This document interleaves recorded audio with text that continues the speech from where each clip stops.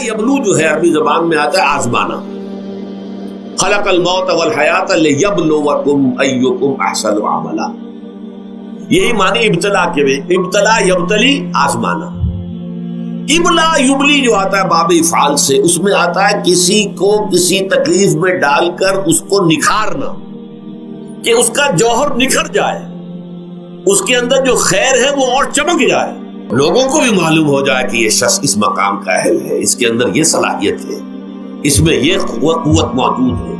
تو یہ گویا کہ اہل ایمان کی صلاحیتوں کو نکھارنے کے لیے اور ان کے درجات کی ترقی کے لیے بھی اللہ تعالیٰ دنیا کے اندر یہ مصیبتیں اور امتحانات جو ہیں آزمائش کے حوالے سے افراد پر بھی اجتماعی طور پر بھی لاتا ہے. اور ایک اس کا اور بھی ہے, اہل ایمان پر اس طرح کے ابتلاء و آزمائش کی ایک نوعیت اور بھی ہے, اور وہ یہ ہے کہ جو بھی آپ سے غیر ارادی طور پر, یا یہ کہ آپ نے کوئی گناہ ارادی طور پر بھی کر لیا, اللہ تعالیٰ اس کی سزا اسی دنیا میں دے کر آخرت کی سزا سے محفوظ کر دے. گویا کہ اس سے بڑا خیر کیا ہوگا. یہاں کی سزا کیا ہے, جھیل لی آپ نے, بخار آ گیا, ٹانگ ٹوٹ گئی, چلیے 3 مہینے آپ بستر پر پڑے رہے نا, اور کیا ہوا, کچھ نہیں. لیکن یہ کیا آخرت کی سزا ملتی, بہت عظیم ہو. لہذا کفارہ بناتا ہے اللہ تعالیٰ ان جو بھی گناہ ہو گئے ہیں, غلطیاں ہو گئی ہیں, ان کا کفارہ اللہ تعالیٰ بندہ مومن کے لیے. حضور کی ایک حدیث ہے, اس کا متن مجھے اس وقت یاد نہیں ہے, کہ مومن کا معاملہ عجیب ہے. اسے کوئی تکلیف پہنچتی ہے, صبر کرتا ہے, اس کے گناہوں کا کفارہ بن جاتا ہے, اور اگر کوئی خوبی ملتی ہے اس پر اللہ تعالیٰ کا شکر ادا کرتا ہے, اس کے درجات بلند ہو جاتے ہیں. تو یہ معاملہ جو ہے اللہ تعالیٰ کی طرف سے بندہ مومن کے حق میں خیر, کہ در حقیقت اس کے ان گناہوں کی پاداش کہ جو اس نے یہاں کر لیے ہیں, یہی دنیا میں دے کر دھو دیا جائے, پاک کر دیا جائے. جیسے آپ کو معلوم ہے دھوبی جو ہے کپڑے کو بھٹی میں چڑھاتا ہے, گرم پانی میں ڈالتا ہے, کہ ڈالتا ہے تاکہ اس کا میل نکلے, اس کے آگے پٹکتا بھی ہے ذرا اس کو تاکہ وہ میل اچھی طرح چھٹ جائے اس سے. اسی طرح اگر دنیا میں ہمارے میل چھٹ جائیں, دنیا میں اگر ہمارے گناہ دھل جائیں, تو یہ بڑے نفع کا سودا ہے, بڑے نفع کا سودا ہے, بڑے نفع کا سودا ہے. اس اعتبار سے آپ غور کیجئے کہ اگر یہ حقائق ہمارے سامنے رہے تو کیا کوئی تکلیف دنیا کی ہمیں بھاری محسوس ہوگی. ہمیں تو بتایا یہ گیا ہے کہ عسیٰ ان تکرہوا شیئا وہو خیر لکم وعسیٰ ان تحبوا شیئا وہو شر لکم واللہ یعلم وانتم لا تعلمون. ہو سکتا ہے کہ تم کسی چیز کو ناپسند کرو, ذرا آنے کہ اسی میں تمہارے لیے خیر ہے, تمہیں نہیں پتا, اور ہو سکتا ہے تم کسی چیز کو پسند کرو, ذرا آنے کہ اس میں تمہارا شر ہے, لیکن تمہیں نہیں معلوم. اللہ یعلم وانتم لا تعلمون, اللہ جانتا ہے تم نہیں جانتے. اس حوالے سے سبردم بتو مایا خیشرا خدانی حساب کم و بیشرا. اے اللہ, اس کو کہتے ہیں تفویض.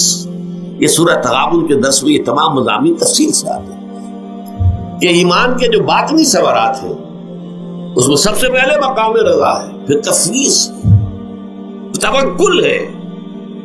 آپ محنت کر رہے ہیں, محنت کر رہے ہیں, محنت کر رہے ہیں, نتیجہ نہیں نکلا. ایک نتیجہ یہ نکلے, ایک بچے نے بہت محنت کی, دن رات کام کیا, فیل ہو گیا امتحان میں. اب صدمے سے کمر ٹوٹ سکتی ہے اس کی, لیکن نہیں, ہو سکتا ہے کہ اللہ تعالیٰ نے اسی میں میرے لیے خیر رکھی, اس لیے کہ ہماری محنت سے کچھ نہیں ہوگا, ہمارے مادی وسائل سے کچھ نہیں ہوگا, ہوگا اللہ کے اذن سے, اللہ کی مرضی سے, اللہ کی مشیت سے. یہ ہمارے لیے خاص طور پر اس اعتبار سے بہت اہم نکتہ ہے.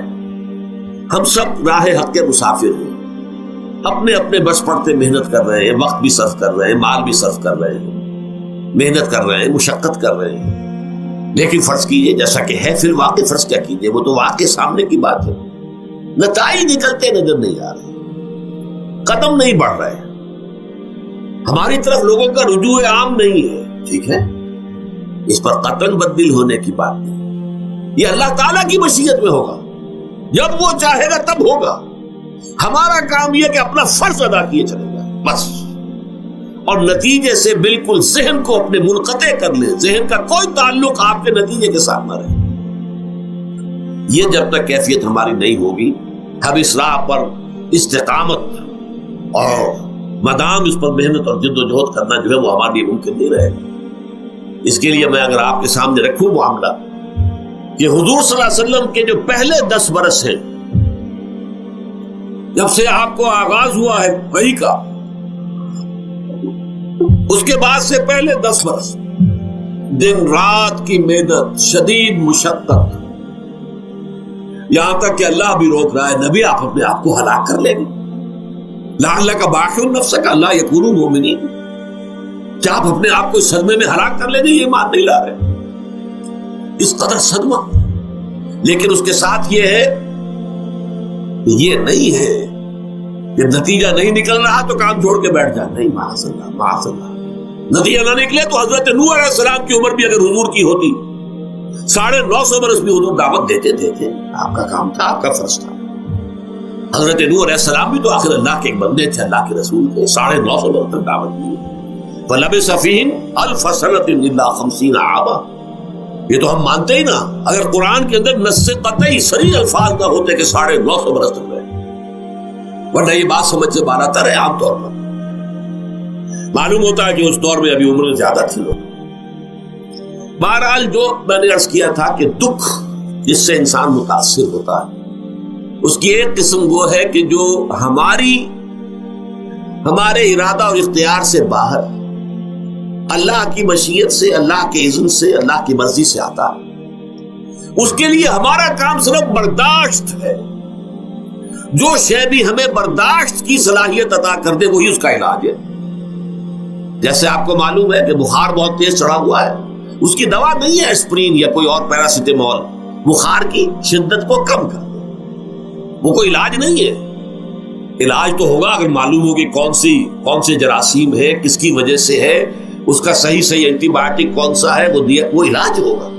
یہ علاج نہیں ہے، لیکن اس کی شدت کی کمی اور اس کے اندر جو احساس ہے جھیل جانے کا، وہ انسان کے لیے آسان ہو جاتا۔ یہی مضمون آیا ہے سورہ حدید میں بھی، ما اصاب من مصیبت فی الارض ولا فی انفسکم، یہاں کھول دیا اس مضمون کو۔ میں نے عرض کیا تھا نا کہ یہ آفت سماوی بڑے پیمانے پر بھی ہو سکتی ہے، زمین میں یعنی زلزلہ آ گیا، فلڈ آ گیا، طوفان آ گیا، ولا فی انفسکم، خاص تمہاری جان میں، تمہیں بخار ہو گیا، تمہیں ٹی بی لگ گئی، تمہیں کوئی اور بیماری آ گئی، تمہیں کینسر ہو گیا، معاذ اللہ ہوتا ہے، آخر ہوتا ہے، دنیا میں انسانی زندگی کے ساتھ یہ ساری چیزیں لگی ہوئی ہیں۔ لیکن یہ چیزیں ما اصاب من مصیبت فی الارض ولا فی انفسکم، نہیں پڑتی تم پر کوئی پڑنے والی کوئی مصیبت، کوئی تکلیف، نہ پوری زمین میں بڑے پیمانے پر، نہ تمہاری جانوں میں انفرادی سطح پر، الا فی کتاب من قبل ان نبرأھا، مگر یہ کہ وہ تو ایک کتاب میں، کتاب اللہ کے علم کی کتاب، ام الکتاب، اس میں پہلے سے درج موجود ہے۔ یہ الرٹ اپ نہیں ہو گیا، یہ اچانک نہیں ہو گیا۔ آپ اچانک سمجھتے ہیں کہ صاحب میں تو جا رہا تھا، اچانک ٹرک نے آ کے مجھے دھکا مار دیا۔ اچانک کوئی شے یہاں نہیں ہوتی، اس کائنات میں پتہ تک نہیں ہلتا جب تک کہ اس نے رب نہ ہو۔ اچانک کا کیا سوال؟ در حقیقت جو ہوتا ہے وہ اللہ تعالیٰ کے علم میں پہلے سے ہے، علم کامل، ما کان وما یکون، جو کچھ ہوا ہے، جو کچھ ہوگا، مستقبل، ماضی، کل کا کل، آنے واحد میں اللہ کے علم میں موجود ہے۔ لہذا یہاں اچانک کچھ نہیں ہوتا، جو بھی آیا ہے اللہ کے علم سے آیا، اور یہ پہلے سے اللہ کے علم کے اندر موجود تھا، لکھا ہوا تھا، الا فی کتاب من قبل ان نبرأھا ان ذلک علی اللہ یسیر۔ یہ تمہیں تو مشکل نظر آئے گا لیکن اللہ پر بڑا آسان ہے، اللہ کا علم کامل، ما کانا ما یکون کو آگی ہے۔ لکہ لا تاسوا علی ما فاتکم، تاکہ تم افسوس نہ کیا کرو ان چیزوں پر جو تم سے چھوٹ جائیں، جاتی رہے، چھن جائیں۔ کوئی موقع تھا ہاتھ سے نکل گیا، کوئی دولت تھی اس پر ڈاکہ پڑ گیا، کوئی اور مصیبت ہے وہ آ گئی، کوئی عزیز فوت ہو گیا، اکلوتا بیٹا تھا فوت ہو گیا، وغیرہ وغیرہ۔ ما فاتکم، فات سے ہی فوتیدگی ہے نا، جو شے بھی نکل جائے، چلی جائے، ہاتھ سے جاتی رہے، چاہے وہ کوئی آپ کا عزیز تھا جو فوت ہو گیا تو آپ کے ہاتھ سے نکل گیا، یا کوئی مال تھا جو آپ کے قبضے سے نکل گیا، ڈاکہ پڑ گیا، چوری ہو گئی، نقصان ہو گیا کاروبار میں بہت بڑا، اس پر افسوس نہ کیا۔